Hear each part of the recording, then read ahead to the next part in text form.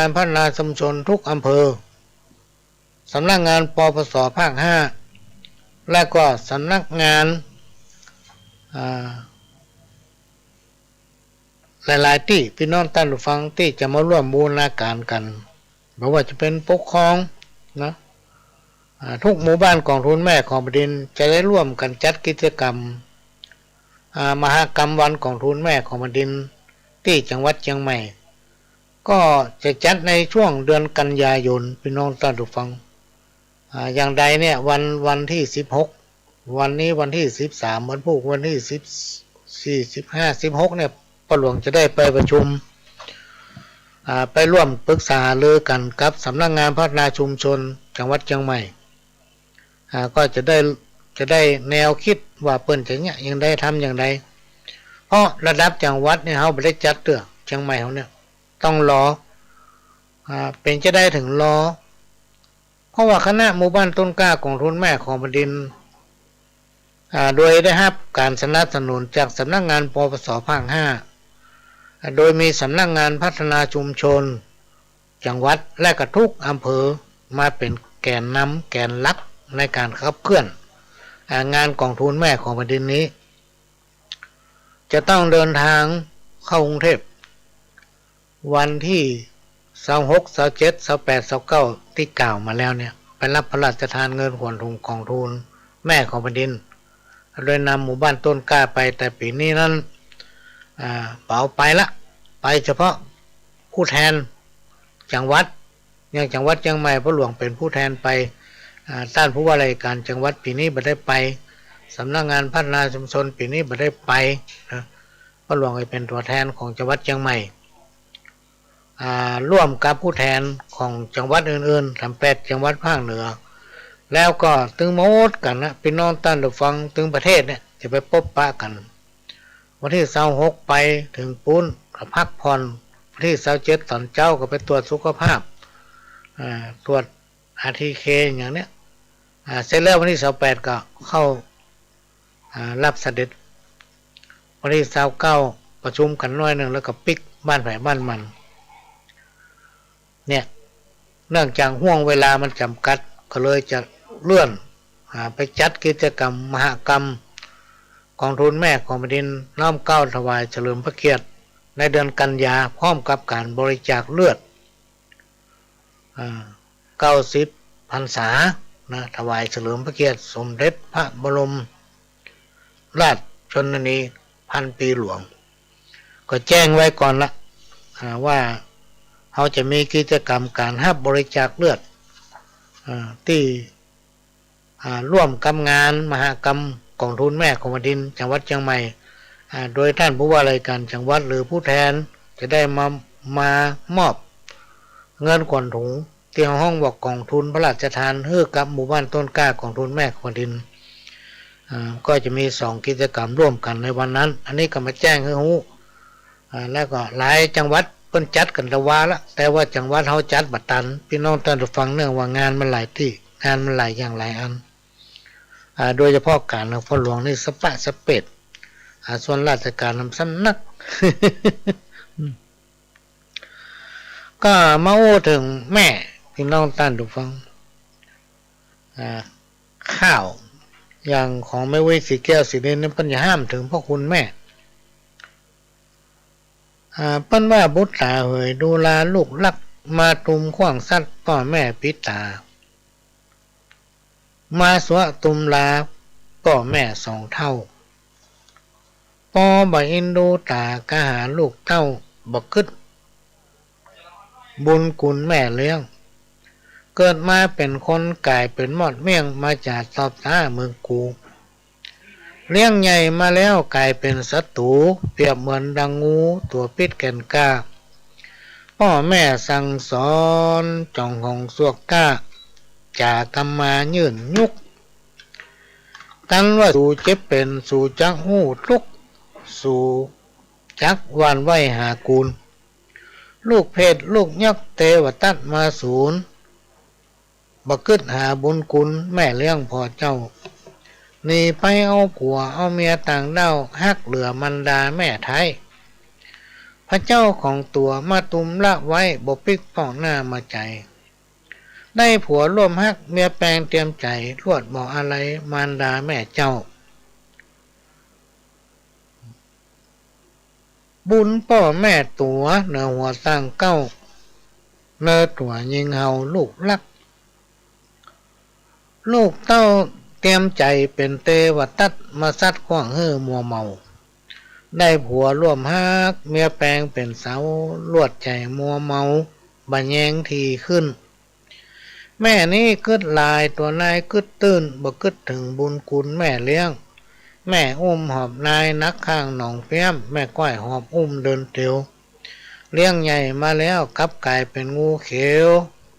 บ่ไข่เดินเตียวมาหาแม่เจ้าแม่มาตุกใจยาการตึงเท่าพอหิวแห้งรวยอ่อนนักลูกเต้าเตรียมใจเป็นเตวตัดมาซัดขว้างเฮือหนีไปแม่เลี้ยงลูกไว้หวังได้สุขใจแม่ได้กินได้ไว้ปั่นลูกเต้าบัดเดียวนี้เหยบ่มีไผเฝ้ามาสวะตุมลาแม่ไว้น้อยอกมองใจกับเจ้าลูกไทยนั่งสีตาให้ตึงวัน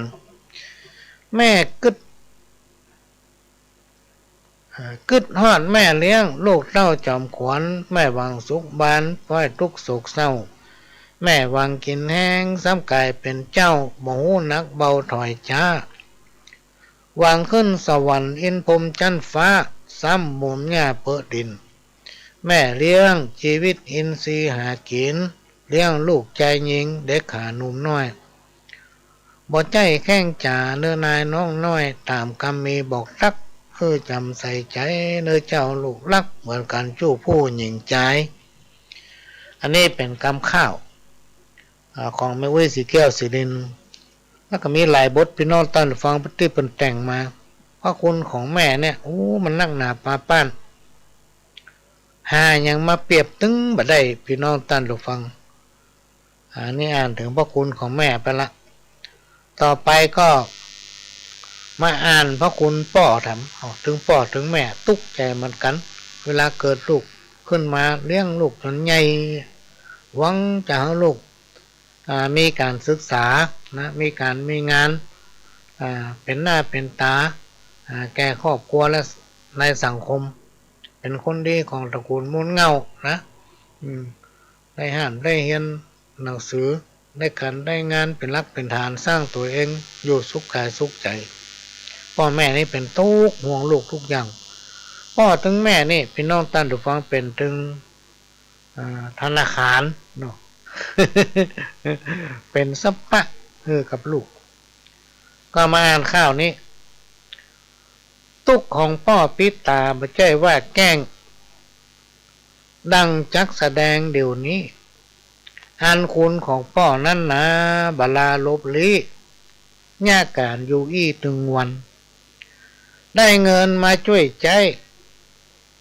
ก็เพื่อภัยกันอิดหิวถึงวันก็เพื่อลูกน้อยอิดอ่อนกาย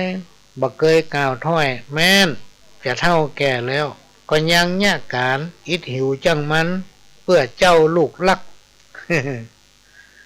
แต่ก่อนแต่หลังเมื่อลูกเจ้าอยู่แห่งห้องในท้องมันดาพ่อก็โอดทนหิหาเก็บหอมว่าอันแม่เจ้ามารต้องหลวงพ่อก็ต้องอดอยากกันอดกินเค็มเผ็ดฮ้อนกับข้าวกับปลาซ่อหาลงต้องพ่อก็จำต้องยะเองจะเฮ้อแม่ยะพ่อซ้ำมาเก่งกลัวเสด็นจับใส่ลูกได้ยามลูกจักเกิดมาแม่ก็ห้องล่ำให้พ่อก็กึดไปสะปะกลัวว่าบุตรสาและแม่เจ้าจะละลาตายขาดความหวามไหวหันหน้าลูกแล้วพ่อก็ดีใจใส่ชื่อนามนายไว้ห้องบอกแจ้งพอลูกเกิดมาจำเป็นหิหามาแทงพ เพราะบ่พอใจผ้าอ้อมผืนบางเสื้อผ้าของใจต้องเสาะหาไว้เร็วปั่นเลี้ยงลูกใหญ่มาแล้วพ่อก็สุขสันต์อู้ออกปากเป็นกำห้องพอบ่เป็นให้ส่งลูกเรียนหนังสือฝึกปือใจลูกอยากได้อันใดก็เสาะหามาให้ยามลูกโลดเล่นพ่อก็ตัวตื้อเสาะหาพ่อยืกแยงกวายของกินได้ลำนั้นไซกบไก่ปูหอยยอดพักยอดพักบนดอยพ่อก็เอามาป้อนยามลูกใจหัวอกพ่อเหมือนปิวไฟเอาไม่ความเดือดร้อนใดๆในลูกพ่อก็ฮับแทนได้ให้ลูกอยู่สุขีกันว่าลูกใหญ่มาแล้วเป็นคนดีนะกลัวลูกจะมีวันนี้พ่ออิดหิวบันน้อยอดทุกข์กันอยากมาหลายปีขอให้ลูกทำความดีบวชให้พ่อเจ้า อันนี้เป็นกรรมเนี่ยมันถ้าบัดได้เก่านี่บัดได้นะที่น้องตั้นหรือฟังมันอ่านยากนักแกน่ะนี่หลายฉบับเดี๋ยวจะก้อยเอามาออกโยหัตถาฝ่ามือ10 นิ้วขึ้นต่างวางกิ้วกายเก้าเกษาขอบอับนบองค์กษัตริย์ตาพระจอมราชามหาราชเจ้าพระราชประสงค์ขององค์จอมเงาทรงคิดแบ่งเบาพี่น้องพระองค์ค้นหาปัญหาปากท้องเพื่ออยู่ถูกต้องพอดีรายได้เฮาน้อยก้อยอดขันทีใจจ่ายพอดีบ่มีอยากกันหูจักถนอมอดออมใจก็บ่มีวันจักตุกตามพระประสงค์ขององค์ประมุขตานตับสอนให้เฮาฟังอย่าไปฟุ้งเฟ้อเหิมเกินหวังเลี้ยงชีพจีวังปลูกฝังเลี้ยงใสก็จะมีกินพอเพียงอยู่ได้บ่เปลืองเงินไปจ่ายซื้อจีนป่าพุทธจาคาบมือก็ลดหย่อนหือพอควรปลูกผักปลูกไม้ไว้ในให้สวนพร้อมกับจักจวนพี่น้องชาวบ้านจะได้แก้ขาดประหยัดรายนั้นถือเอาเป็นงานเสริมกล้ามผ้านุ่งคัวใบอันใดแปลงล้ำบ่จำเป็นต้องไปเอาซื้อแม่นุ่งใจมอกใจใดกับเขาเฮาก็เลือกเอามอกเฮาใจใดบ่ต้องเขือกไผ่คนใดเหนือไปหมู่มีเงินไทยหลายล้านเฮาอยู่พอดีบ่มีเกียรติค้านบ่เข้าขั้นทานลำเค็มจักจกใจซื้อคือเลือกจำเป็นแต่งใจเย็นก้อยเป็นก้อยสร้างอย่าลับตาฝืนจงมืนตากว้างจังหันแนวทางลงลึงบางคนเดือดร้อนเป็นคนบ่มันขยันคิดแต่ตื่นบางคนก็มีเงินเล็กน้อยเหินตัวเขาเปิ้นเอาตัวเอาบอกกึดที่แจ้งเพื่อมาหูคิงกระเป๋าพอแห้งเฮามีกะแห้งเล็กน้อย ถ้าเฮาเล็งหันรายวัน200มันถึงบ่น้อยพอเพียงจีนเฮาบ่นักอย่าฟักหลายเฮียงเอาหม้อพอเพียงเลี้ยงครอบครัวได้จากแต่งข้าวสารมาตาวอนไว้กับพี่น้องไทยทั่วทิศ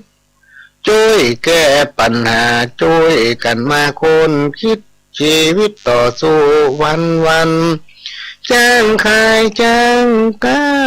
ได้มาแบ่งปันเป็นส่วนเป็นอันมันก็อยู่ได้ก็จะพอเพียงเลี้ยงต้องปากใสปลูกส่วนขั้วไปพร้อมพักบะทั่วบะแตงบะแฟงบะฟักปลูกตามหัวบ้านเลี้ยงยายเหลือกินเหลือใจน้ำเมาไปขายจักเสริมเป็นหลายจุนเจือในบ้านถึงเศรษฐกิจวิกฤตแต่ด้านคงบ่ยาวนานยืดเยื้อเฮาต้องทำใจทนไปกู้เชื่อตามโอกาสเอื้ออำนวยประหยัดเขาไว้จากใดไปโสยถึงบ่นำลอยกาหมอกอยู่ใดกาหมอกอยู่ใดอันนี้ก็เป็นข้าวเศรษฐกิจพอเพียงพี่น้องท่านผู้ฟังมันจะกู้กันกับ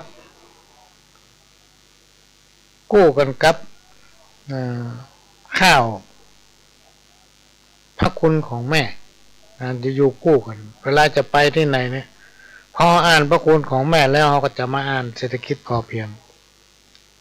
ก็ย่างจ้อยไปเหมือนพี่น้องท่านผู้ฟังเสียงมันบ่ค่อยดี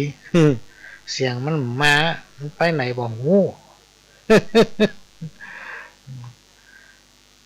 มันก็เป็นสิ่งที่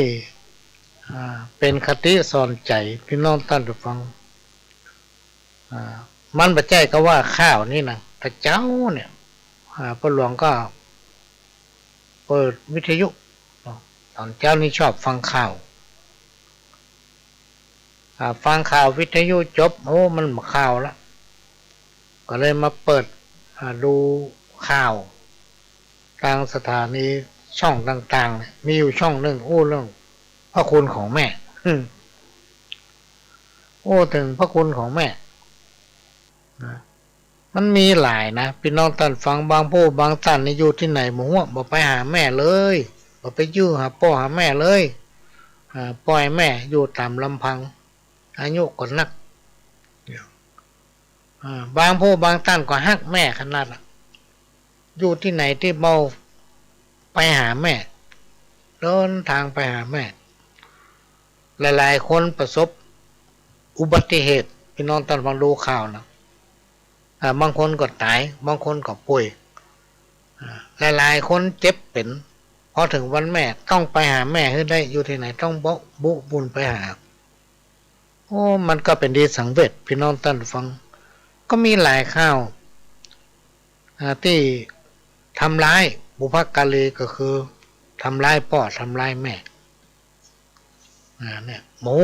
ว่าพ่อแม่ทุกข์กับตัวมาขนาดไหนเลี้ยงตัวตั้งแต่น้อยมามันกับกำข้าวที่เป็นว่าตะกี้นะเลี้ยงใหญ่มาเนี่ยเป็นหวังเปิ้งในยามเมื่อแก่เมื่อเฒ่าหวังว่าจะได้ลูกเต้านะมาเอาอกเอาใจมาดูแลอย่างน้อยๆก็มาถามว่าพ่อยแม่มีอย่างกินแล้วยังอยากกินอะไรยังเนี่ยเมื่อนานๆมาถามเตือนเป็นกำลังใจลูกพี่น้องท่านผู้ฟัง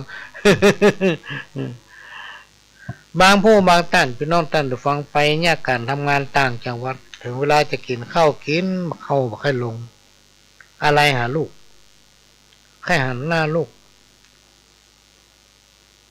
ตลอดถึงยามเวลาจะรับจะนอนเนี่ยพี่น้องท่านผู้ฟังรับมาได้ง่ายๆนะคือถึงลูกจนเท้าเพียแต่กำถึงจะรับได้ที่อย่างนี้ได้เนี่ยพ่อว่ามันเกิดขึ้นกับพ่อหลวงเนี่ย สมัยก่อนเราต้องไปอยู่ต่างจังหวัดต้องออกบ้านออกจองไปละลูกอยู่กับแม่ลูกน้อยอยู่อะไรหาลูกบางวันนี่กินข้าวมาลงเนี่ยกินข้าวมาลง อันเนี้ยเป็นเรื่องจากหัวอกของพ่อของแม่และก็มีข้าวทำบทหนึ่งพี่น้องท่านผู้ฟังอันนี้เป็นเขียนทรงมาให้มันกัน ก็จะเอามาอ่านให้ฟังถ้าจ้อยได้ก็จะจ้อยแต่ช่วงเนี้ยหมอก็มาให้ใจเสียงนักเยี่ยมละ ก็ร้อนมาใจพ่องก็จะอ่านให้ฟังเป็นตอนเนาะ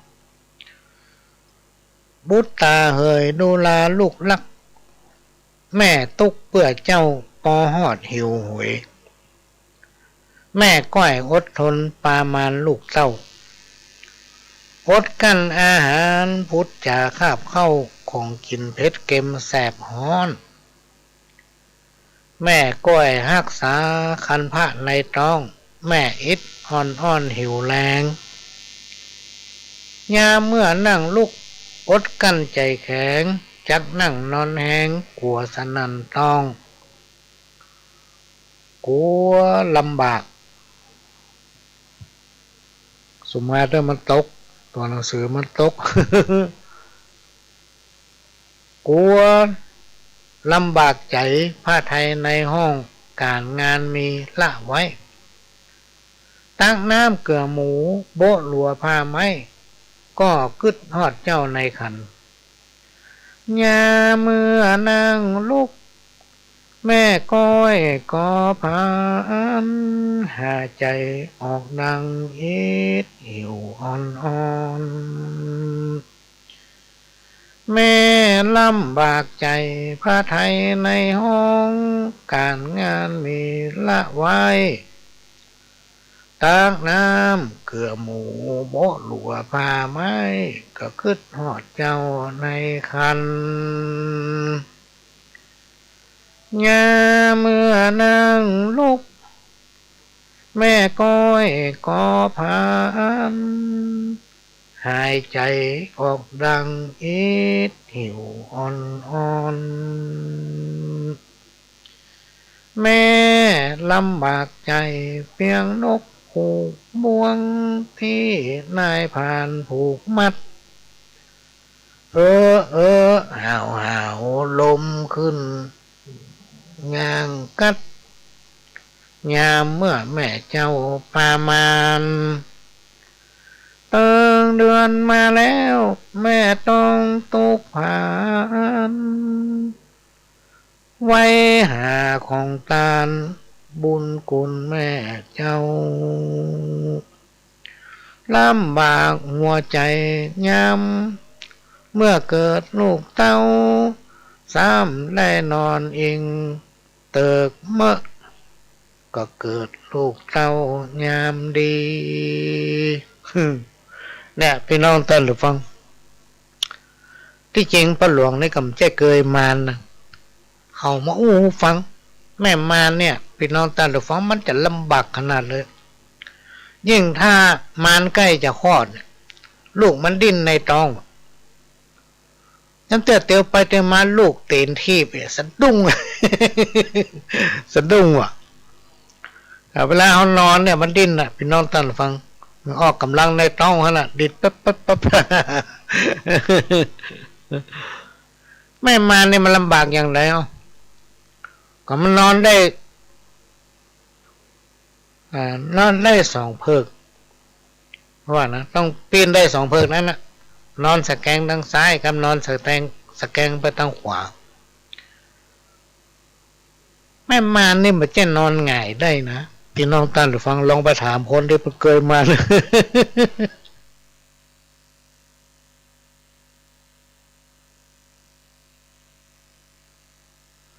แม่มานี่นอนหมักง่ายมาได้มันหายใจมาออกนี่หรอ เขาก็บอกเคยมันกระไทยกระแต้เนาะมันหายใจมาออกนะนอนคว่ำก็มาได้นะพี่น้องท่านฟังเพราะว่าขี้ปูมันใหญ่ก็ลองนอนคว่ำพอหรอกตีนยกขึ้นบ่เปิกกระเดกขึ้นบ่เขาเต็กตั้งตีนลงตั้งหัวเปิกกระเดกขึ้นไหนอ่ะ เวลาไปการไปเรียคนหลายๆต้องได้ถอยหลังเข้านะเตียวเข้าตั้งหน้าบ่ได้มันจะไปทำไปทิ่มเพิ่น อาหารใดๆที่มันลำอะพี่น้องต้านรับฟังแม่มานกินไม่ใช่ได้นะของกินที่เคยมักนะบางทีจอผักกาดเนี่ยพิงพริกแห้งเนี่ยเอามากับจอผักกาดบางคนก็มักเค็มบางคนก็มักเผ็ดเนี่ยพอมีต้องมีไส้นี่กินมาได้ละยิ่งเป็นของดองซ้ำให้เปิ้นมือกินนะพ่อกลัวในลูกในท้องเนี่ยผสมบูรณ์เนาะแม่นี่อิดหิวขนาดเวลาจะนั่งเวลาจะลุกนะเวลาจะเข้าห้องน้ำนี่เรื่องอิดสปะเลยพี่น้องท่านฟังแม่มาเนี่ยลำบากใจขนาด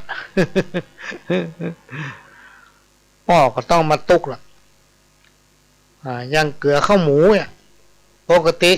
แม่เป็นคนทำเนาะตักน้ำเกลือข้าวหมูเนี่ยพ่อนี่ก็จะโบ๊ะหลัวเสาะหลัวแต่ขณะที่แม่มันใหญ่เนี่ยพ่อจะต้องหับภาระทำมดตักน้ำโบ๊ะหลัวนึ่งข้าวนะย่ากินในครัวไฟเนี่ยพ่อจำเป็นต้องทำพ่อหยังพ่อลูกในคันของแม่ยามแม่จะนั่งจะนอนจะลุกพ่อก็ต้องพ่อพี่น้องตัดฟังต้องคอยประคับประคองนะอันเนี้ยมันทำให้ลำบากถึงครอบครัวแล้วกว่าจะลูกจะเกิดมาเนี่ยพี่น้องตัดฟังมันต้องบอกประทุกบุญแม่บันนักแม่คงตายเป็นผี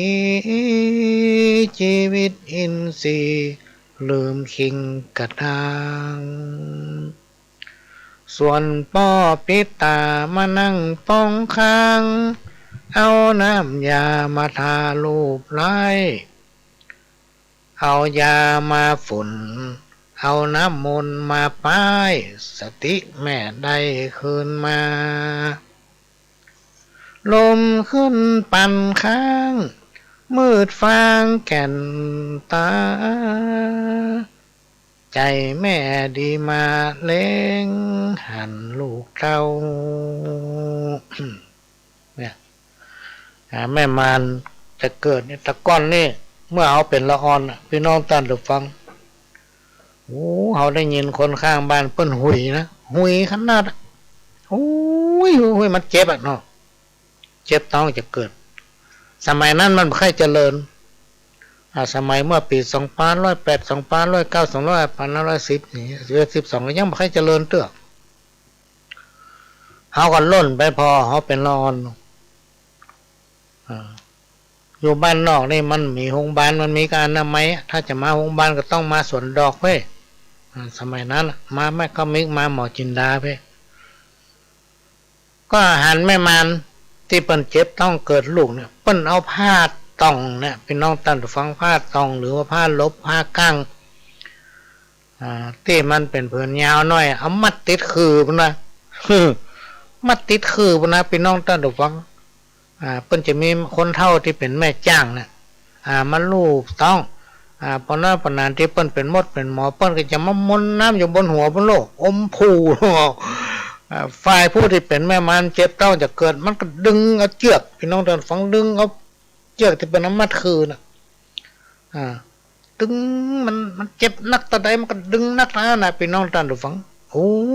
ให้ห้องหุยเหือนี่โอ้เต็มหน้าเต็มตาเต็มเนื้อเต็มตัวเจ็บต้องเกิดลูกที่ว่าบุญแม่บันนักคงตายเป็นผีในยุคสมัยตะก่อนนี่มันมีความเจริญทางด้านแพทย์ทางด้านหมอมันถึงมีการเกิดตายกลมเนี่ยตายขณะที่เกิดลูกหรือว่าเจ็บท้องบ่เกิดสักเตื้ออย่างใดมันก็มาเกิดเนี่ยรวดตายไปเป็นห้องว่าตายกลมนะ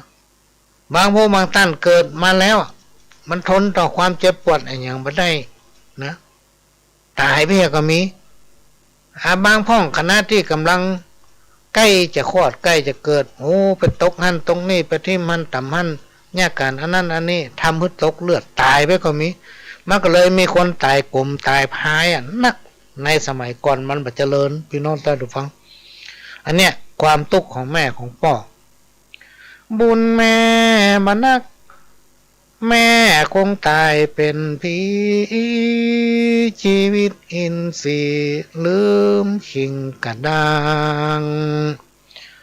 ส่วนพ่อพิตามานั่งป้องค้างเอาน้ำยามาทาลูกร้อยเอายามาฝนน้ำมนต์มาป้ายสติแม่ได้คืนมาลมขึ้นปั่นก้างหมื่นฟางแก่นตาใจแม่นี่มาเล้งหันลูกเต้าพอลูกเกิดออกมาแง่แม่ดีใจแล้วโอ้เขาเกิดแล้วลูกเขาเป็นแม่ยิงประจายหมดเนี่ยเขาให้แม่นึกในใจว่าเจ้าเฮยเจ้าแม่อุ้มเอานายปอกปกเลือกเอาวัฏฐาแผ่นผ้ามาปกแล้วยกใส่ดงแป้งดีจิงคานบอกตักว่าพี่เฮยพี่ว่าพอสามตีแล้วตีต้อยดงพอลูกเกิดออกมาพี่น้องท่านผู้ฟังคนสมัยก่อนเนี่ยเพิ่นจะแปลงผ้าอ้อมปูอยู่ในโด่งเนาะแล้วก็เอาลูกที่เกิดมาใหม่ๆนะนอนในโด่งนะผู้เป็นแม่จ้างผู้ที่เป็นเก้าผีผู้ที่หู้น้อยก็จะเอาลูกน้อยที่เกิดใหม่นะใส่ในโด่งแล้วก็เตียวไปที่กลางบ้านกลางเฮือนกลางเกิดนะหรือว่าประตูเฮือนประตูบ้านที่เกิดนั่นนะแล้วก็ต่อยโด่งพี่น้องท่านฟังเอามือเนี่ยตบโด่งตบโด่ง3 ที 4 ที 5 ทีบอกว่าแล้วแต่แล้วก็เอิ้นว่าผีเฮ้ยผีเอ้ยผี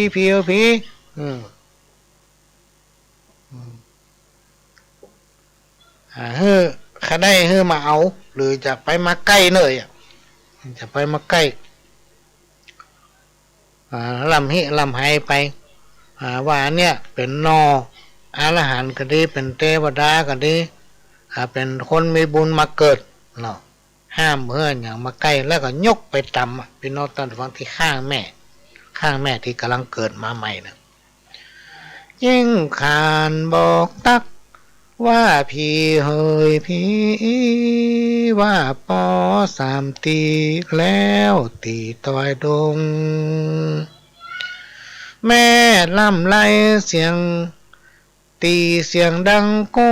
งแล้วยกไปตำเมียดไว้นะไปตำเมียดไว้ข้างแม่พัน เอาผ้าอ้อมเขาปอกไปเอามินหม้อมาแปะติดที่หน้าผากพี่น้องท่านผู้ฟัง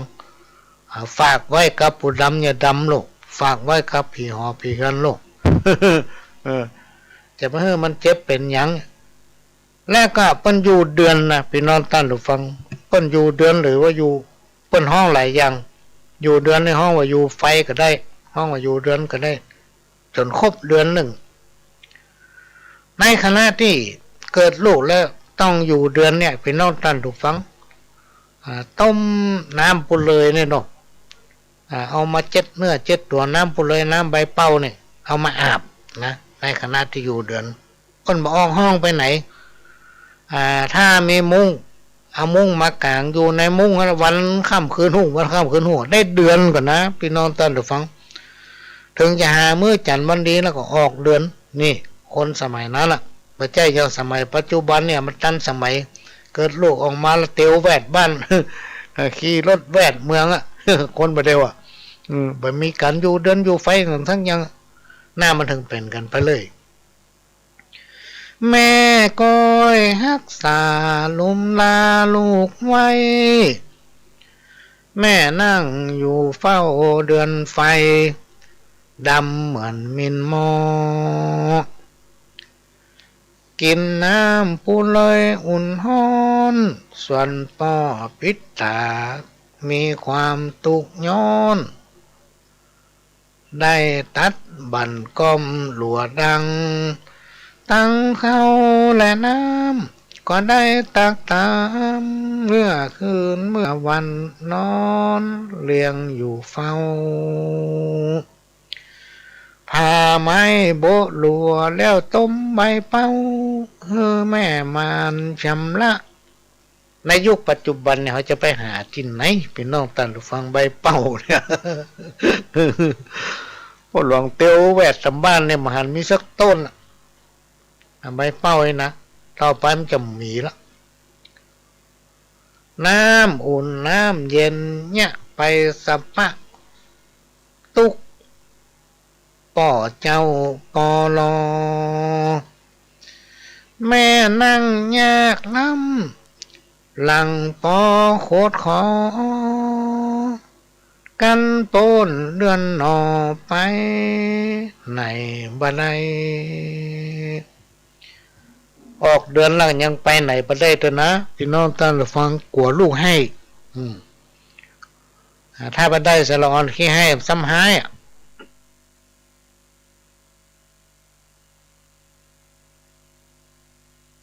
ต้องได้เอามืออุ่มอยู่หันตลอดพี่น้องท่านฟังก็เอามือออกมามันก็ให้โอ้แม่แม่จะไปไหนถึงมันได้ออกเดือนแล้วนะจะไปเอาตั้งเหนือตั้งใต้เหมือนคนเรือไปได้ละต้องอยู่ใกล้กับลูกกลัวลูกให้เปิ้นถึงว่ากั้นต้นเดือนแล้วหนอไปไหนมาได้กลัวเจ้าโบตาลูกรักแม่ให้เต้านั่งนอนอิงบันละนอนอิงเกิ้งเห็นนะเอาลูกวางปังข้างนั้นกลัวลูกเจ้าเป็นโลกาภัยยะแม่นั่งเฝ้าคอยนายแม่เลี้ยงลูกไว้ตุกดาไข่ตายแม่หวังเปิ้งนายยามเมื่อแก่เท่า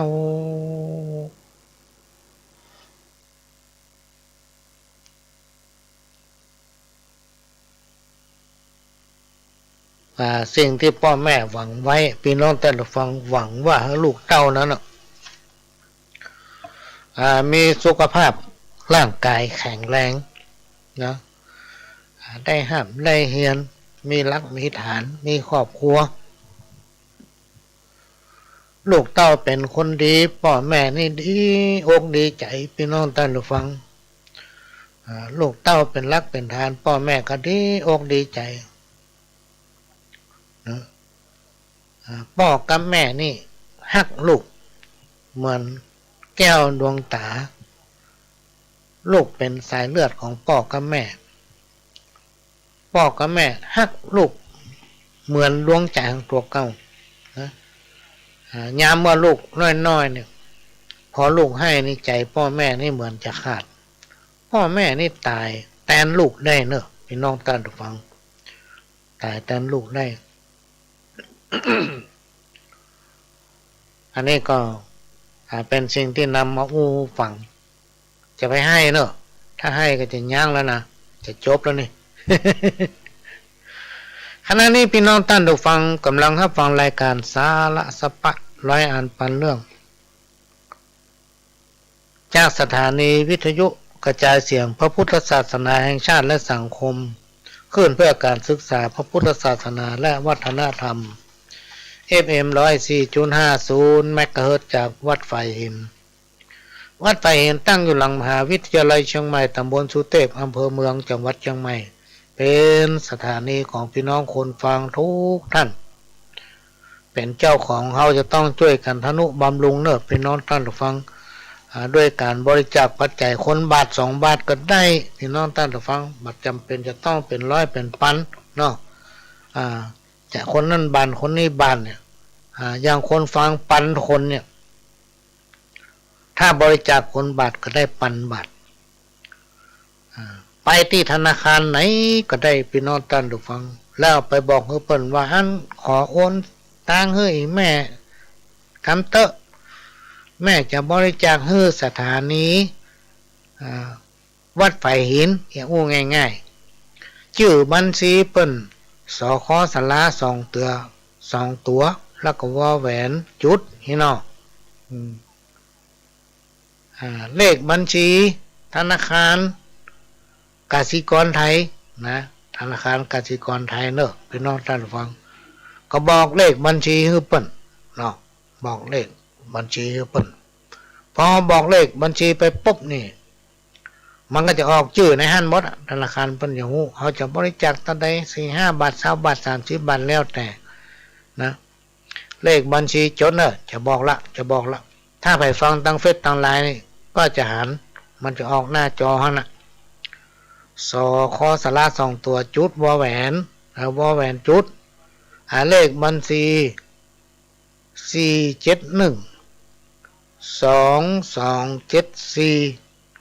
927ธนาคาร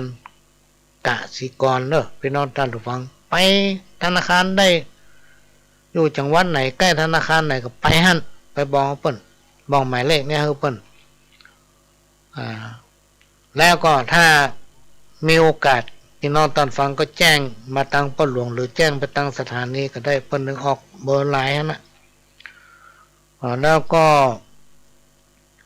เบอร์โทรมันจะอยู่ในหนังสือที่เคยแจกไปพี่น้องตอนฟังแจกไปเป็นหมื่นเล่มแล้วนะ ถ้าคนหมื่นคนได้หนังสือไปเนี่ยช่วยอนุเคราะห์เมตตาสนับสนุนทนุบำรุงสถานีคนบัตรเดือนคนบัตรเดือนหนึ่งก็ได้จะเป็นหมื่นละเป็นน้องท่านผู้ฟังเพื่อต้านผู้อำนวยการจะได้นำมาทนุบำรุงสถานี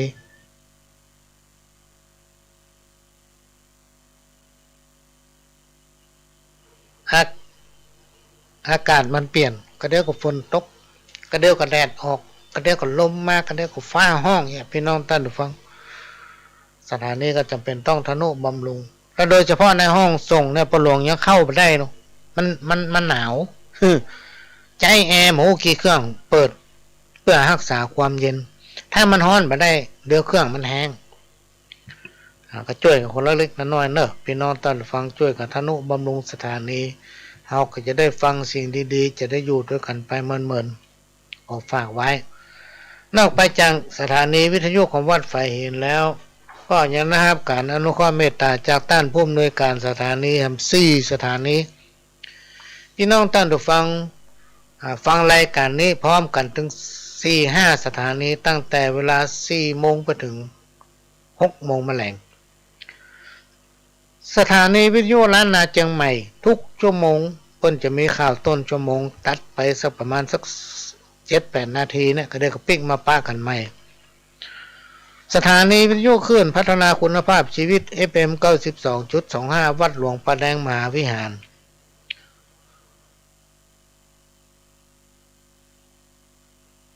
แล้วก็สถานีวิทยุ FM 98.75 ขึ้นธรรมะของชุมชนวัดห้วยตองซับตำบลขวางเปาอำเภอจอมทองจังหวัดเชียงใหม่สถานีวิทยุมนต์เสียงธรรม106.25 วัดบูพารามอำเภอแม่แจ่มจังหวัดเชียงใหม่พี่น้องท่านผู้ฟังสามารถรับฟังรายการนี้พร้อมกันถึง5 สถานีเนอะ5 สถานีก็มาโอ้ถึงพระคุณแม่โอ้ถึงจ้อยตะกี้นะ บางทีเราอ่อนฟังบ่ฮู้เรื่องถ้าเราจ้อยเนี่ยเราต้องอ่านให้เขาฟังเดี๋ยวก่อนแล้วถึงมาจ้อยเฮ้ยปล่อยแม่ฟังสองนี้ทำเสียงบดีนี่ก็สนองศรัทธาคนที่มันส่งมาให้โอ้ยแม่ส่งไปให้เหมือนว่าหายไปเหียก้ายังได้บ่ได้ยินสักเตื้อเห็นหรอ นะอย่างบนเนี่ยมันก็จะแตกทางจากของแม่วิสิเกียวสิดินไปหน่อยบุตรตาเหยดูแลลูกรักแม่ทุกเพื่อเจ้าประหอดหิวโหยแม่ก้อยอดทนปามานลูกเต้า อดกั้นอาหารพุทธจาคาบเข้าของกินเผ็ดเค็มแสบฮ้อนแม่ก้อยรักษาคำพระในต้องแม่อิดอ่อนหิวแรงยามเมื่อนั่งลุกอดกั้นใจแข็งจังนั่งนอนแหงกลัวสนั่นต้องนะกลัวลำบากใจพระไทยในห้องการมีละไว้ตักน้ำเกลือหมูโบหลัวพาไม้นึ่งเข้าเป่าไฟป่อมันเนี่ยหมดแม่มันเนี่ย เนี่ยไปได้เนี่ยไปได้มันมีแบบความจริงนะพี่น้องท่านผู้ฟังเป็นแม่มันเนี่ยถ้ามันใหญ่เข้าเนี่ยพะเลิศยังไปได้เลยก้นตั้งปอดนั่งแห้งกันยังไปได้เลยพี่น้องท่านผู้ฟังลูกในท้องกระทบกระเทือนตึ้งไปได้สักหน่อยต้องรักษาเรือยังก็ อันนี้ก็เอามาฟังเอามาอ่านให้ฟังแล้วเนอะ ยามเมื่อนั่งลุกอดกันใจแข็งอันเนี้ยของแม่วิสีแก้วศิรินเนาะแต่ของเปิ้นอันใหม่เนี่ยเปิ้นเขียนมาว่ายามเมื่อนั่งลุกอดกันใจแข็งจากนั่งนอนแหงกลัวสนันต้องกลัวลำบากใจพระไทยในห้องการงานมีละไว้ตากน้ำเกลือหมูโบหลัวพาไม้ก็คืดหอดเจ้าในคันยาเมื่อนางลุกแม่ก้อยก็พันหายใจออกดังอีดหิวอ่อนแม่ลำบากใจเพียงนกผูกม่วงที่นายพานผูกมัดหาวลมขึ้นกำยัดยามเมื่อแม่เจ้าพามานเติงเดือนมาแล้วแม่ต้องตุกผานไว้หาของตานบุญกุลแม่เจ้าลำบากหัวใจยามเมื่อเกิดลูกเต้าซ้ำได้อิงเติกเมื่อก็เกิดลูกเต้ายามดีบุญแม่มานักคงตายเป็นผีชีวิตอินทรีย์ลืมหิงกระด้างส่วนพ่อปิตามานั่งป้องข้างเอาน้ำยามาทาลูกไล้เอายามาฝนน้ำมนต์มาป้ายสติแม่ได้คืนมาลมขึ้นปั่นกลางมืดฟางแก่นตาใจแม่ดีมาเล็งหันลูกเต้าแม่นึกในใจว่าเจ้าเฮยเจ้าแม่อุ้มเอานายปอกปกเลือกเอาวัฏฐาแผ่นผ้ามาปกแล้วยกใส่ดงแป้งดีจิ้งคานปากตักว่าพี่เฮยพี่ว่าพอสามตีแล้วตีต้อยดงแม่ลำไล่ตีดงเสียงดังก้งแล้วยกไปจำเมียดไว้แม่ก้อยรักษาลุมลาลูกไว้แม่นั่งอยู่เฝ้าเดือนไฟดำเหมือนมินหมอกินน้ำปูเลยอุ่นฮ้อนส่วนพ่อปิตามีความทุกข์ย้อนได้ตัดบั่นก้อมหลัวดังตั้งเขาและน้ำก็ได้ตักถามเมื่อคืนเมื่อวันนอนเลี้ยงอยู่เฝ้าผ่าไม้โบะลัวแล้วต้มใบเป้าแม่มารดาจำละ น้ำอุ่นน้ำเย็นเนี่ยไปสัพพะตุกป่อเจ้าปอลอแม่นั่งยากน้ำหลังพอโคตรขอกันโปนเดือนนอไปในบันไดกลัวเจ้าบุตาลูกรักแม่ให้เท่านั่งอิงบัลละกลัวลูกเจ้าเป็นโลกาภัยยะนั่งอยู่เฝ้าคอยนายแม่เลี้ยงลูกไว้ตุกนาไข่ตายแม่หวังเพิ่งนายยามเมื่อแก่เท่าก็เดี๋ยวร้อนเสียงมันมากันเสียงมันไปไหนหมูนะพี่น้องตั้นทุกฟังเสียงตึ้งบดีตะบดีว่าช่วงนี้ก็ได้จะต้องเอามาอ่านมาเกาให้มาคล่องๆนะแล้วเอามาจ้อยให้พี่น้องฟังทำสัก2-3 รอบเพื่อคนที่เขียนส่งมาให้อินดูส่งสารจะตังส่งโอนให้ปหลวงสักสาวเห็นเนาะ เขาว่าสาวเนี่ยคนไทยถามมาอะไรอะไรเป็นสาว20 บาทโอ้มันจ้อยแต่จ้อยว่าเอาสตางค์ใส่ซองส่งให้ปหลวงสัก20 บาท20 บาทก็ได้จ้อยให้เลยมาฟังนิทานพี่น้องท่านผู้ฟังตอนนี้5:00 นแล้วทุกวันเสาร์ตั้งแต่เวลา4:00 ถึง 6:00 แมลงขโยมเก่าก็จะนำเอาสาระสัพพะมาเล่าสู่กันฟังก็จะพยายามเอาข้าวมาอ่านมาเกามาเขียนใหม่เนาะแล้วจะเอามาจ้อยให้ฟังทุกวันเสาร์อีกก็แล้วกันเนาะคะแนนว่ามันได้สตางค์จากคนที่เขียนส่งมาสัก20 บาทเนี่ยบทละ20 บาทถ้าวันนี้เขาได้จ้อยสัก3 บท60 บาทละได้เข้าหลายลิตรแล้วนะ มาฟังนิทานคนหว่านพืชไผ่หว่านพืชจะได้ผลอย่างนั้นพี่น้องมาแล้วในเมืองตะกะศิลานะมีหมู่บ้านแห่งหนึ่งมีสำนักอาจารย์ทิกษาปามกอยู่หลายแห่งแต่ละแห่งก็มีการสอนพระเวทสอนศิลปศาสตร์นะซึ่งก็มีลูกกษัตริย์หนุ่มนะและก็พราหมณ์หนุ่มคนในหมู่บ้านในเมืองนั้นเดินทางไปศึกษาแล้วก็ศึกษากันอยู่ในป่านั้นตลอดพี่น้องท่านผู้ฟังในป่านั้นพระพุทธเจ้าเขาเกิดเป็นทิสาปามกเป็นอาจารย์นะเป็นอาจารย์ก็ได้มีลูกของพญาเจ้าเมืองชื่อว่าเจ้าชายพรหมทัต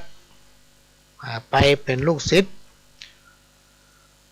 ตึงเพื่อนตึงสหายนะศึกษาจนจบไตรเพศโมดพี่น้องท่านผู้ฟังเจ้าชายพรหมทัตก็มีอุปนิสัยหยาบคายเป็นคนพาลง่ายๆคนเฮานี่นะพี่น้องท่านผู้ฟังตามโบราณเพิ่นว่าถ้ามันจะดีมันต้องดีตั้งแต่น้อยไปจนถึงใหญ่ถ้ามันจะวอกมันถึงวอกไปตั้งแต่น้อยมันจะเป็นคนบอกคนพาลจะเป็นคนที่สันดานหยาบนี่นะมันจะเป็นอย่างนั้นมาตั้งแต่น้อยแล้วมันถึงแก้มาได้มันเป็นสันดานในตัวของเขา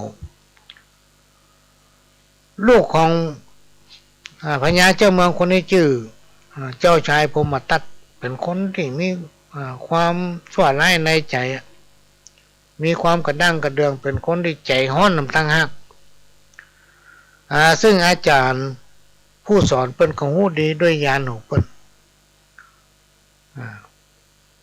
คนสมัยก่อนเนี่ยพี่น้องท่านผู้ฟังเปิ้นจะเป็นครูบาอาจารย์เป้สั่งสอนไผเปิ้นจะเข้าวิปัสสนากรรมฐานจนสำเร็จญาณโลก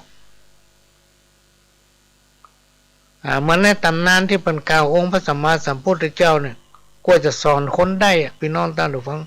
ในเมืองบ้านเปิ้นบ้านพ่อบ้านแม่เปิ้นจะมาสอนแผ่พระษาคนเพราะเขาโคตรว่าพุทธเจ้านั้นหนีเอาตัวรอดหนีไปบวชนะหนีบ้านหนีเมืองหนีพ่อหนีแม่มีความรับผิดชอบอย่างเงี้ย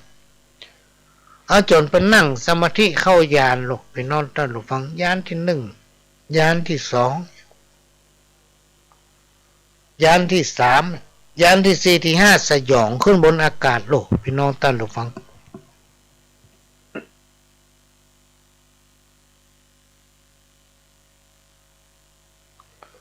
เหาะขึ้นบนอากาศคนตั้งหลายในสมัยก่อนพุทธกาลมันเป็นพราหมณ์เนี่ยเขาไปเชื่อพระพุทธเจ้า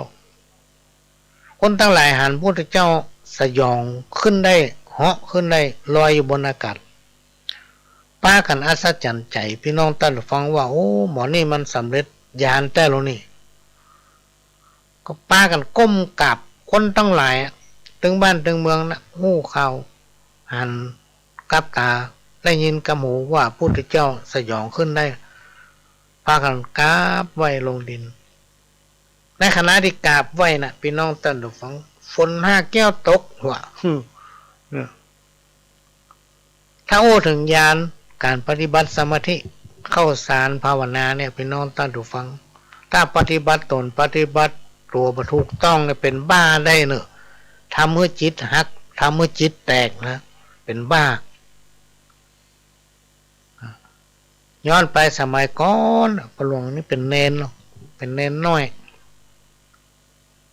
จำไม่ได้ว่าในปีอย่าง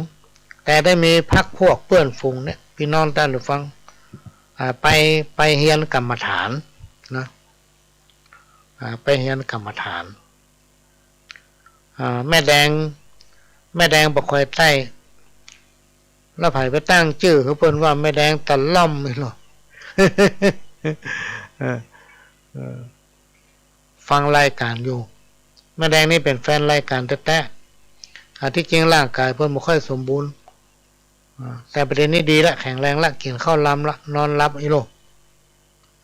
ก็ฟังรายการอยู่ตลอดนี่เป็นแฟนรายการแฟนแท้ฟังรายการมาเมาหลายปีจนจำได้ถ้าว่างๆจะเอาแม่แดงมาจัดรายการตัวเอามาโอ้ถึงสมาธิกรรมฐานเข้าการเข้ายานเนี่ยแต่ก่อนนี่เป็นนั้นน้อยไม่เปื้อนพักพวกเดียวกันเนี่ยไปเฮียนกรรมฐานไปเฮียนลูกพี่น้องท่านผู้ฟังไปฝึกเนาะไปฝึกภาวนาเข้ากรรมฐานเพิ่นห้องมันมีหลายอย่างนะเข้าแก้วพ่องอะไรอย่างพ่องหลายอันหลายประการไปฝึกเฮียนกรรมฐานกินข้าววันละมื้อเพื่อนเดียวกันเนี่ยนะในสมัยนั้นน่ะน่าจะเป็นปีพ.ศ. 2512เนี่ยประมาณนั้นแล้วต่อมาปฏิบัติอย่างบ่ถูกสักอย่างเนี่ยเฮาหมูนะจิตหักไปเลยพี่น้องท่านฟังจิตหักนะจะว่าเป็นบ้าก็บ่ใช่จะว่าบ่ใช่บ้าก็เหมือนแม่นนะเลยกลายเป็นคนบ่ค่อยเต็มเต็งไปวกไปเขาวนมาจับจุดตึมได้นะเพิ่นห้องว่าสมาธิแตกจิตแตกนะอันนี้โอ้ถึงสมัยนั้นเมื่อเจ้าชายเรียนจบแล้วจะลาปิกบ้านผู้เป็นอาจารย์ก็จะสั่งจะสอนโดยเฉพาะเจ้าชายเนี่ยเป็นลูกพญาเจ้าเมืองก็จะสั่งสอนนักหน่อยคนเฮาเนี่ยเมื่อมีอำนาจวาสนาเป็นใหญ่เป็นโตมีหน้าที่การงานเป็นเจ้าคนนายคนเนี่ยพี่น้องท่านผู้ฟังโอ้ว่าอย่างเขาถึงฟังหมดลูกจี้นกเป็นนกจี้หนูเป็นหนูนะพอหมดอำนาจวาสนาแล้วนะพี่น้องท่านผู้ฟังไผ่ถึงพอหน้า ไปไหนบัดตักขับซ้ำเขากลัวเขายืมตังค์เขาถึงตักละบางทีมาห้องกินข้าวตึงซ้ำจะไปไหนกลัวห้องหูมีการไม่งานเนี่ยตึงบอก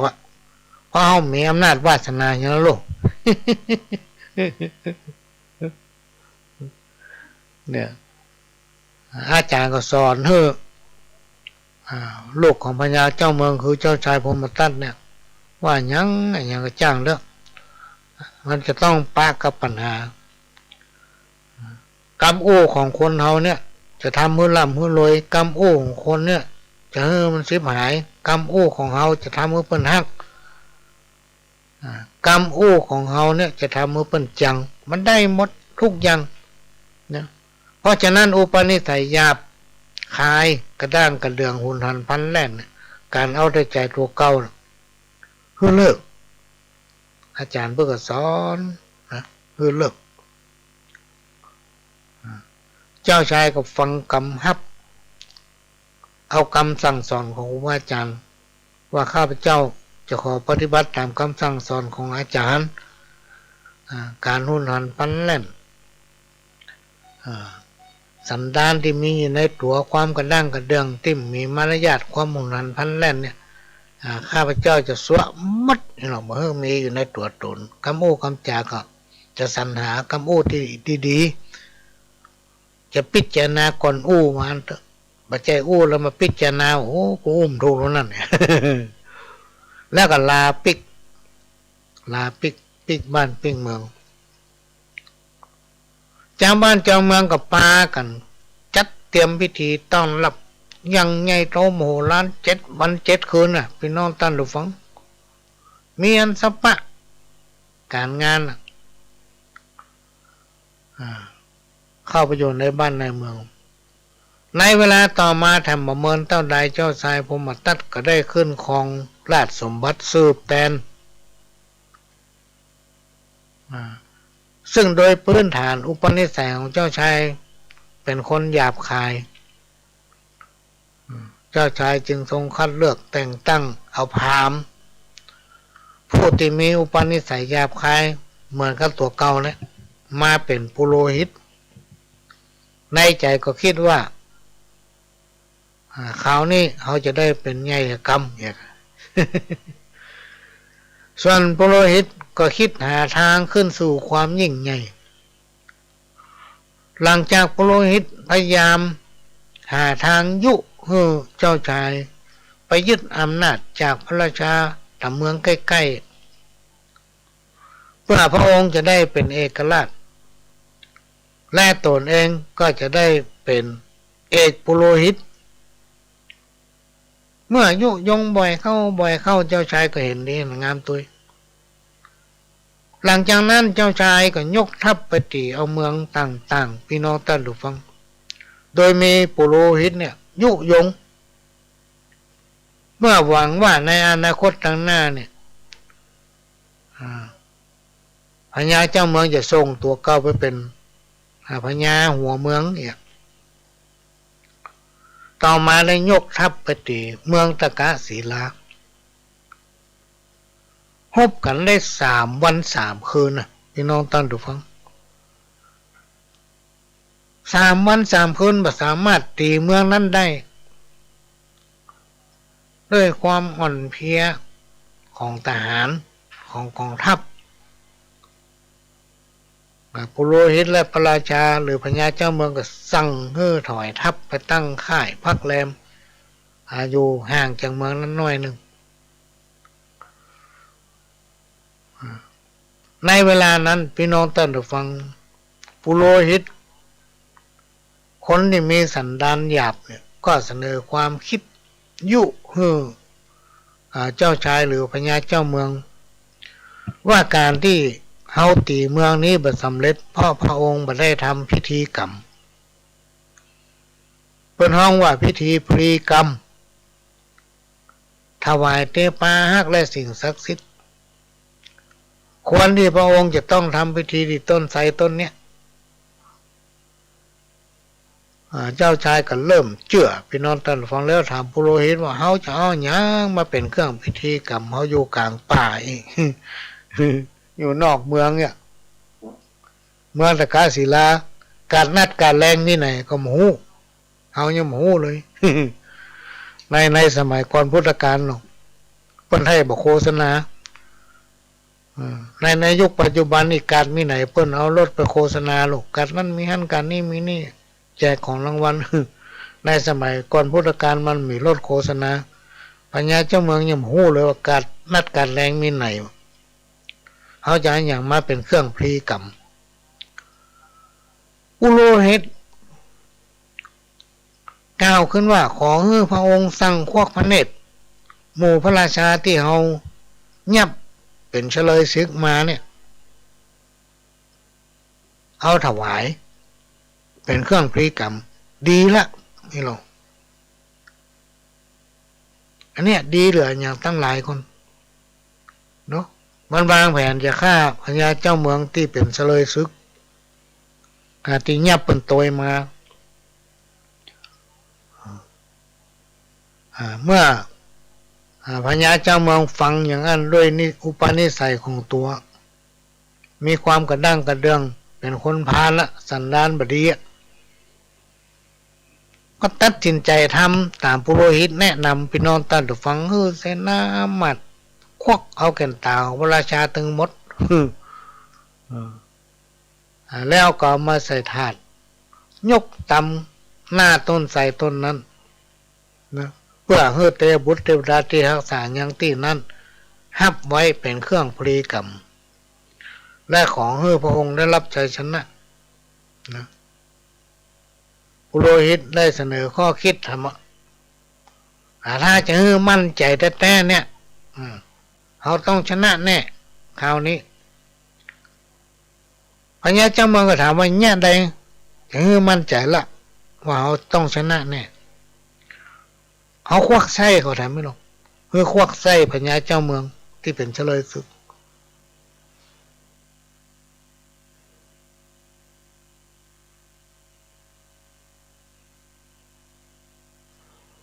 เฮือควักไส้พญาเจ้าเมืองทุกคนแล้วก็เอาไปแวดเอาไปหวันกับต้นไทรต้นนั้นส่วนร่างกายนะเฮือเอาไปจ่งลงแม่น้ำคงคาแล้วเขาก็ปากันยกทัพออกไปตีเมืองตะกาศิลาเขาเนี่ยต้องชนะแน่ในขณะที่ยกทัพไปนั้นพี่น้องตั้นหรือฟังระหว่างทางมียักษ์ตนหนึ่งมายืนขวางหนทางมายืนขวางกองทัพยักษ์ตัวนี้ซึ่งแอบดูพฤติกรรมของพญาเจ้าเมืองและปุโรหิตอยู่ตลอดทนดูความโหดร้ายบ่ไหวพี่น้องตั้งฟัง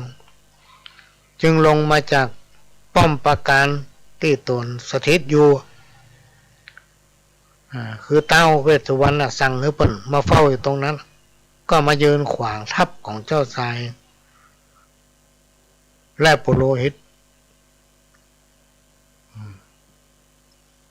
และก็ตรงเข้าไปควักเอาแก่นตาของเจ้าชายออกข้างหนึ่งพี่น้องตั้งฟัง ออกไปข้างหนึ่งโอ้จับไม่จับว่าแล้วก็ควักแก้มตาของปุโรหิตออกข้างออกคนละข้างขนาดเปิ้นเอาตาของตัวเก่าออกคนละข้างนะออกข้างเดียวป้ากันล้มนอนกิ้ง สถานที่แห่งนั้นกิ้งไปกิ้งมาห้องหวยหวนละด้วยความเจ็บปวดใจก็นึกถึงว่ากูไปควักเอาแก่นตาของพญาเจ้าเมืองอื่นๆถึงสองแก่นออกเขาจะเจ็บปวดขนาดไหนแต่มาพอไปควักเอาไส้มาทำ ขนาดของเขาแก่นเดียวไปเลยฝ่ายเสนาอำมาตย์ทหารอย่างตั้งหลายเนี่ยพี่น้องตั้งแต่ฟังป้ากันหนีตายไปคนละทิศทางเรือก้าพระราชากับปุโรหิตนอนกิ้งกุกิ้งก้นอยู่ฮะยักษ์ก็ควักเอาตามคนแก่นคนแก่น ทีนี้แก่นตามมีสักแก่นละโดนควักไปเรื่องสองแก่น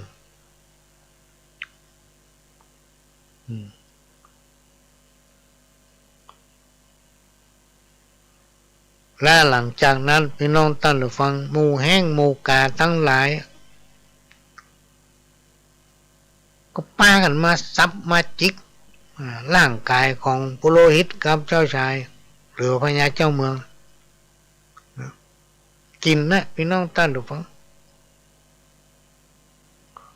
แรงหรือว่ากาปากเล็กปากตองเนี่ยที่มันออกในธรรม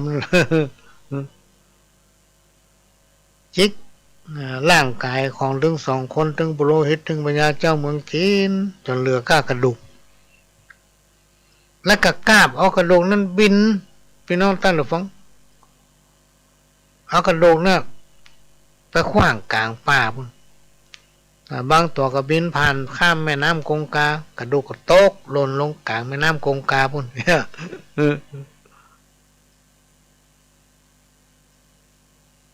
ก่อนตายพี่น้องท่านผู้ฟังเจ้าชายผมมาตัดนี่เจ็บปวดมันใจจะขาดร้องให้ควนคางนึกถึงคำสอนของครูบาอาจารย์ที่สาประโมกเมื่อก่อนอาจารย์สอนเมื่อทำบาปทำไปแล้วจะเดือดร้อนภายหลังจะเกิดความทุกข์ภายหลังมักใหญ่ไฟสูงฟังกรรมคนที่มันยุยงไปในทางบัดดีก็ไปเชื่อฟังในที่สุดก็ต้องมาถูกยับจับควักแก่นตาแล้วยังจะกินเป็นอาหารแถมอันเนี้ยเป็นนิทานที่สอนให้คนเฮาหูว่าแรงกรรมยิ่งใหญ่กว่าแรงใดๆทั้งสิ้นยศถาบรรดาศักดิ์แก้วแหวนเงินคำบ่สามารถห้ามแรงกรรมได้บาปบุญคุณและโทษเนี่ยมันบ่มีขายซื้อขายกันมาได้ใครทำอย่างใดได้อย่างนั้นโดยเฉพาะคนที่ลืมคนเนี่ยพี่น้องท่านผู้ฟังคนที่หูจักกูลคนเนี่ยหิขึ้นวาลง2 วาหิหาได้มาคืบ1เสี่ยงไป2คนที่ลืมบุญคุณคนที่มีความกตัญญูกตเวทิตาคุณบาปบุญคุณโทษซื้อมาได้ถ้าไผ่ก็ได้ใครมีก็ทำมาคนเดียวคนเดียวมันแล้วกรรมไผ่ทำอย่างใดก็ทำได้อย่างนั้นแทนกันก็ไม่ได้ตัวพี่น้องท่านผู้ฟังพระเจ้าว่าคนนั้นทำมาดีนั่นสิแม่ไม่ดูลูกมันทำความมาดีแม่ขอ5 แสนนี่ไอ้นะไม่ได้คนได้ทำคนนั้นได้ อันนี้ก็เป็นเรื่องที่นำมาฟังมันก็มีคติสอนใจนะพี่น้องท่านผู้ฟังมีคติสอนใจอันแม่แดงตะล่อมก็งอกหัวแม่น้อยเนาะ เราทำเรื่องหนึ่งเล่ห์เหลี่ยมพี่น้องท่านผู้ฟังจะไม่เล่ห์เหลี่ยมฉลาดเพียงไหนก็แล้วแต่ในที่สุดมันถึงจับได้ความจริงหนีจริงสิ่งนี้หนียากความจริงหนีจริงนะมันถึงหนีบ่พ้นมันถึงปรากฏในการครั้งหนึ่งนะการครั้งหนึ่งพระโพธิสัตว์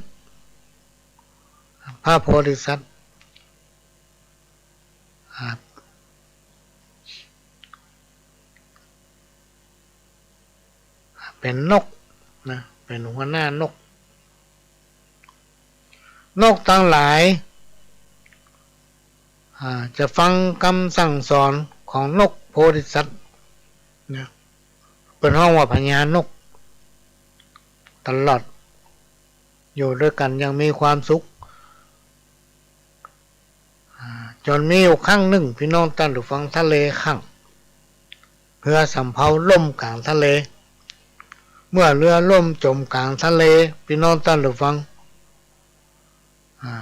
คนทั้งหลายพากันตายหมดแต่มีกาตัวหนึ่งบ่ตายบินเกาะตำหาดตำตอไม้ตำอย่างที่กลางทะเลหันต่อมาก็ไปปะเกาะหนึ่งก็บินไปอยู่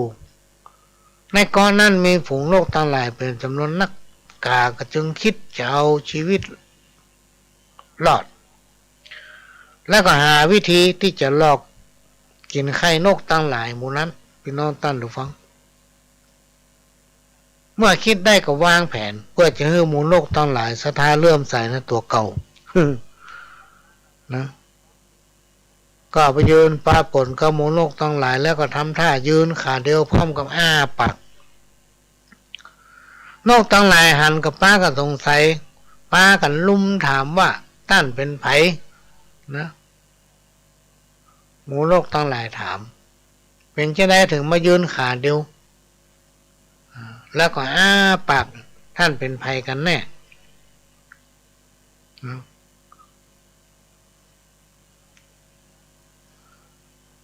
กาก็ตอบเฮาเนี่ยบ่กินอาหารอย่างอื่นเฮาจะกินเฉพาะลมแต่อะไรหรอกอ้าปากกินลม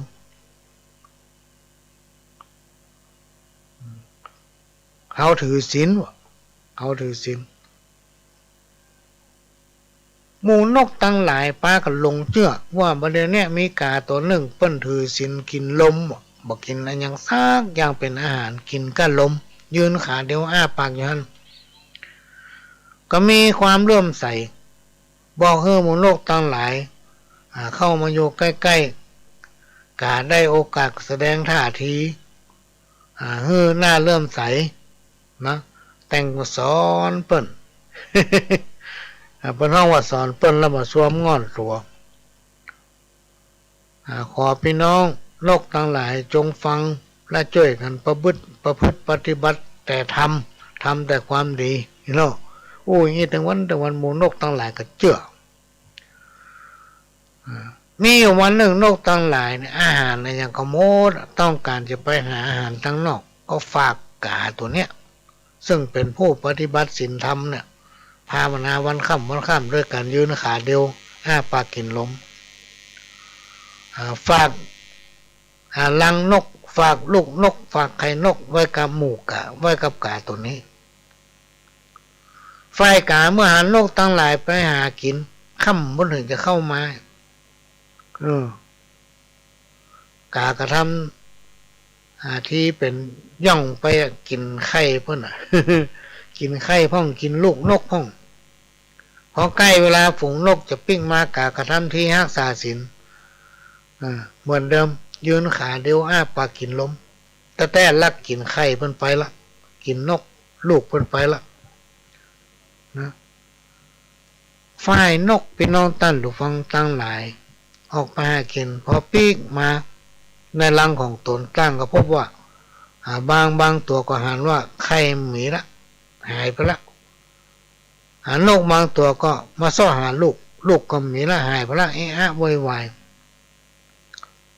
แต่มันมีใครสงสัยว่ากาเนี่ยมากินไข่กับกินลูกนก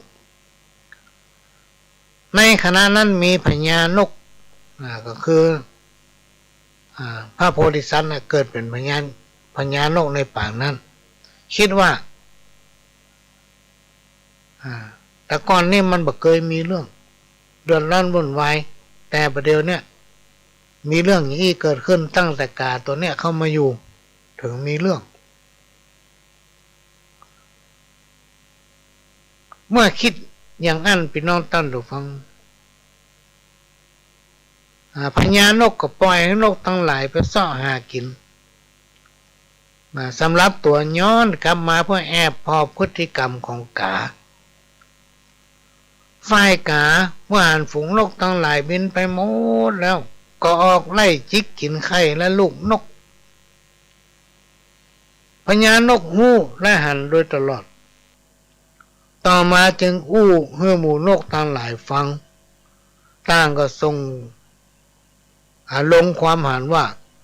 สมควรที่เฮาทั้งหลายจะต้องช่วยกันจิกกาตัวนี้ให้ตายตามลูกตามไข่ของเขาไปคิดได้จะอ่านแล้วไปนอนตั้นหรือฟังกับป้ากันลุมจิกกาช่วยกันจิกกาจนตาย เนี่ยเป็นปุคลาธิฐานธรรมที่สอนให้คนเฮารู้ว่า คนบดีแต่แซงทำดีพี่น้องท่านฟังจิตใจมันดำพฤติกรรมมันถึงบดีเสียงอย่างแต่มันแซงทำดี แม้ว่าจักลุ่งเรืองจักมีความเจริญลุ่งเรืองคบไผ่ไปจุไผ่ก็คบกันได้บ่เหมือนเจริญได้บ่เหมือนมองคนอย่ามองแต่ภายนอกและจงอย่าไว้ใจทางอย่าวางใจคนจะจนใจตัวเก่าอันนี้เป็นปุคลาธิฐานธรรมเนาะโอ้ไปโอ้มาเวลาจะหมดทำละพี่น้องต้นหรือฟัง ว่าจะเอานิทานลำเรื่องหนึ่งมาโอ้ฟังโอ้มาได้ละเวลาจะหมดละเดี๋ยวก็ปากันใหม่ในวันอาทิตย์บ่ายโมงถึงบ่ายสามอันนี้รอบบ่ายแล้วรอบค่ำก็5 โมงถึง6 โมงวันอาทิตย์พรุ่งนี้ถ้าบัติดภาระอย่างถ้าสถานีบัติดภารกิจในการถ่ายทอดก็มาพบปากันทางสถานีวิทยุแห่งนี้และทุกคืนวันพัดเนอร์พี่น้องต้อนรับฟัง3 ทุ่มถึง4 ทุ่มค่อยพบปากันทางสถานีวิทยุแห่งนี้และวันที่26 ถึง 29 หมูมันตรงกับวันอะไรอย่างไม่ได้พอเต้อก็หลวงก็ไม่ได้อยู่ไปกรุงเทพมีภารกิจที่กล่าวมาแล้วก็จะไม่ได้พบปะกับพี่น้องท่านผู้ฟังวันที่15จะไปปะพี่น้องที่บ้านหลุยแล้วก็วันที่21ก็จะไปปะพี่น้องน่าจะสันบะควายนะไปปะกันที่นั่นจากกับผมพ่อหลวงสว่างธาตุอินจันทร์ขอนำรายการจากพี่น้องไปของกินข้าวลำนอนหลับเหมือนกันคู่คนอายุมั่นยืนยาวเหมือนกันคู่คนมีโชคเหมือนกันคู่คนขอสวัสดีครับ